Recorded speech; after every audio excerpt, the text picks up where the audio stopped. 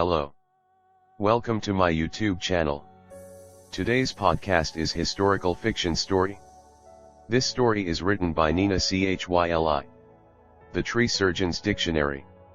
Content warning: terminal illness imbibition, the absorption of water by a seed, stimulating the enzymes required for growth. They're visiting the quiet grandparents when her father says, "One day, you'll find me here, too. Nothing is forever."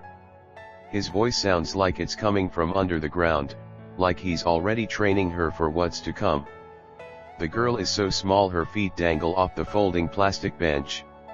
She stares at her grandparents' names and oval photos in which they don't smile, and then at the oak casting a shadow on their granite home. "What about that?" She points at the tree. Her father ruffles her hair. His fingers are cold. "For your purposes, that is forever," he admits. She feels much warmer once they're out in the car park, flat and hot like a frying pan, sizzling the metal boxes in the afternoon sun. A wave of heat so potent it distorts vision hits her when she opens the passenger door.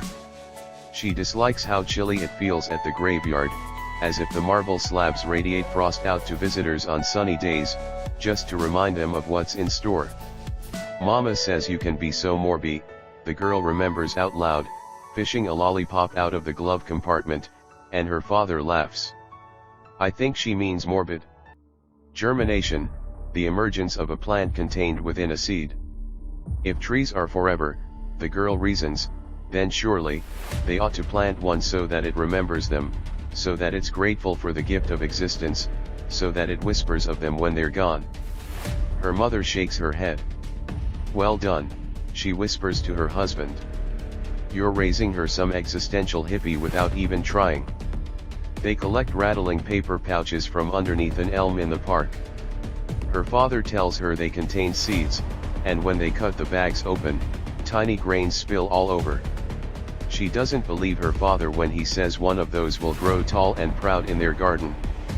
He keeps the seed in the dark between pieces of wet cloth, and she opens it to look every day when he's not around to bat her curious fingers away. She's the first to know when a little stalk of green breaks out of the seed and the sight makes her squeal so hard her father can't pretend to be angry. Seedling, a young plant, especially one raised from seed and not from cutting. "But how will we know when to put it outside?"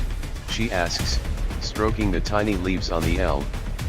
Her father rubs his jeans, uneasy with the excessive tugging, but he doesn't have it in him to slap her hand away. "We'll eyeball it." She sits for hours, watching the stem, trying to catch it in the act of growing. It doesn't look like anything just yet. It could be an iris, it could be a rose bush, it could be an elm. The girl wonders whether the tree knows what it will become. She stares, but nothing ever happens. It grows constantly, just very slowly, her mother tries to explain, taking the chance to braid her distracted daughter's hair. "That's very sneaky," the girl nods, her entire being focused on the tree so much that her mother's poor combing technique doesn't make her flinch and run away. The tree strives for sun, trying to catch light onto its leaves. "It needs all the sugar it can get," her father explains, "but it'll grow crooked if we don't give it a spin." The girl turns the single stem to face her again and waves her finger at the elm. "So greedy," she says. "Your teeth will fall out and you'll be hunched like that old crow from across the street." The girl's father stifles a chuckle into his open palm. Sapling, a young tree, especially one with a slender trunk. When they plant the elm outside, the girl's father erects a circle of planks around it. "Why would you surround it by its dead friends?" the girl asks, and the father is pensive. "It's to deter pests. They chew right through the stem." He's right. Rats stop by at night, curious of the new construction. They scratch a little, but nothing smells alluring on the other side, so they leave. Tiny paws shuffle away in the grass, and the tree shivers in the still, windless night. It grows as if fed by yeast, expanding in all directions, and so does the girl. "Can someone pass the salt?" she asks at dinner. Her mother smiles. "Get it yourself." The girl stretches her hand over the table and reaches the shaker without getting up. You grow so fast you don't even realize how long your limbs have become. It's a race, but no matter how much she wills herself to stretch when lying in bed at night, the tree towers over her. Witch's broom, a type of cancer on a woody plant, developing a dense mass with shoots growing out of it, resembling a broom or a bird's nest. And they said what? Her father whispers and the girl listens on the other side of the door, squinting to see through the crack. She sees her mother's breast like an ugly plasticine figure stitched onto her chest. The lump drags her nipple to the left and the girl sees some wiry, black hairs encircling the areola. That we need to remove it, her mother replies finally between sharp inhales, and her father draws the shirt back over the breast like a pathologist covering up a dead body. The tree grows its own peculiar ball which disgusts the girl and reminds her of her mother's deformed nipple. The mass is hard to touch and when branches sprout out of it, she remembers her biology teacher talking of a tumor which can grow hairs and teeth. Her mother dies at home a year later. The oblivious tree keeps growing like nothing ever happened, and the girl does, too.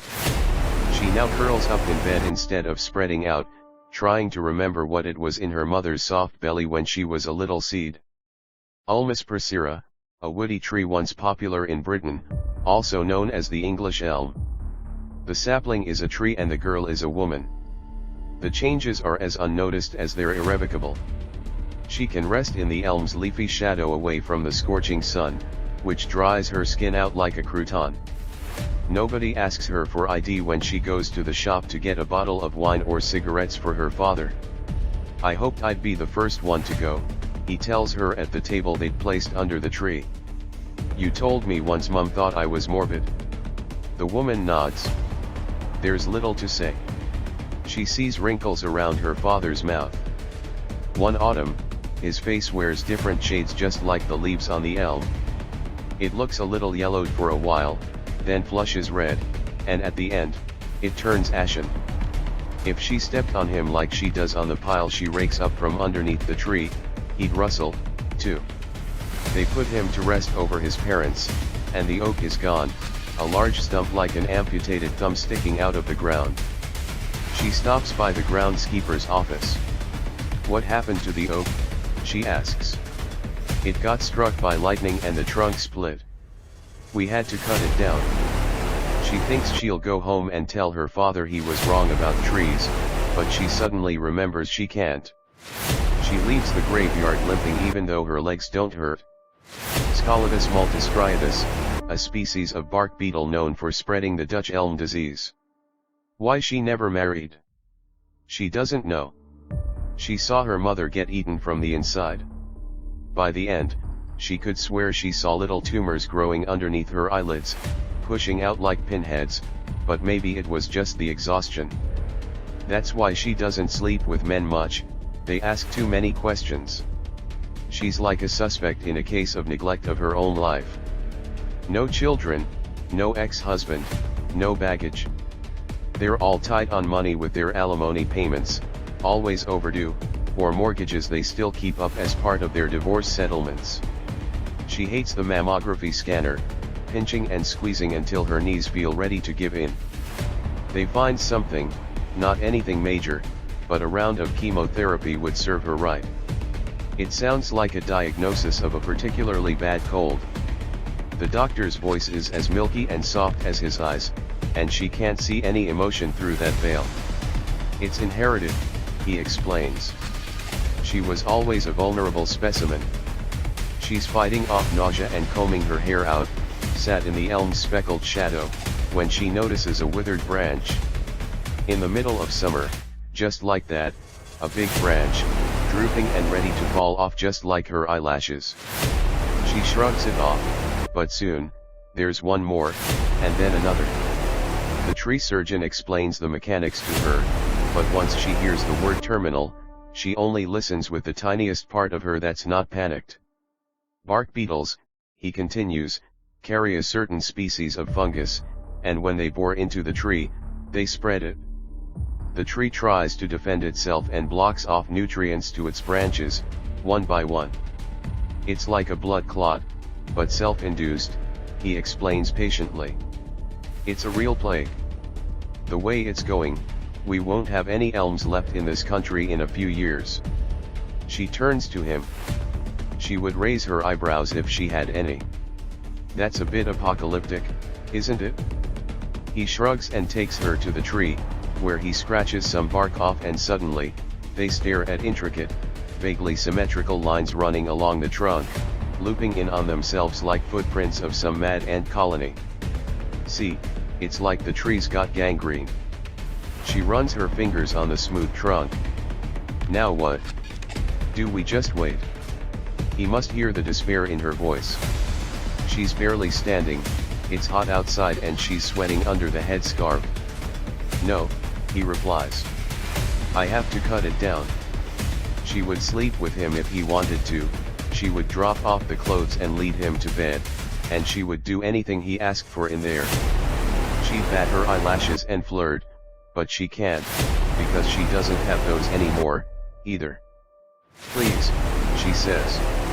Begging is the only option. I can't do it without the tree. I know it's strange, but please, please. He brings up his hand and goes back out into the garden. He stands under the tree and she notices now he's not bad looking, and some years ago she might have slept with him if he wanted to, regardless of the tree. Fine, he says finally. But nobody can know. I'm only doing it because. He stops there and adjusts his trousers. She knows she's damaged goods, just like her elm. Snag, a standing, dead or dying tree, often missing many of its smaller branches. At night, she often wonders what it would have felt like for the tree to catch the disease. When the first beetle bored into the trunk, did it sting like a mosquito bite? Or like an injection, like all those translucent liquids she has pumped into her? She admires the tree as it loses more and more branches. To gnaw off her own limb is something she ponders as well. What if she just got a kitchen knife and cut her breast off on the chopping board? She doesn't want to be the crazy tree lady who keeps a carcass in her backyard when spring comes. Spring will betray them both, her and her elm. She'll still have to wear a hat, even though it's warm outside, and the tree will still look naked with all the greenness shimmering everywhere around it. Its few remaining branches will still comb through the impeccable blue of the sky like a rabbit, skinny claw. The tree surgeon brings his tools into the garden and she cries silently, something she learned when her mother died. The man asks her to go inside, but she shakes her head. He looks almost too sad to bear. If it makes you feel any better, many other people have lost their trees. She chuckles a little. Is there a grief circle for it? We could start one, he replies very seriously, and the last words drown into the barking of the saw. Afterwards, he says he wouldn't mind a cup of tea. The garden's cleaned up and they sit at the table exposed to the sun again. He pulls something out of his pocket, and the rattle is so tiny she can barely hear it over the echo of the saw still bouncing from one ear to another.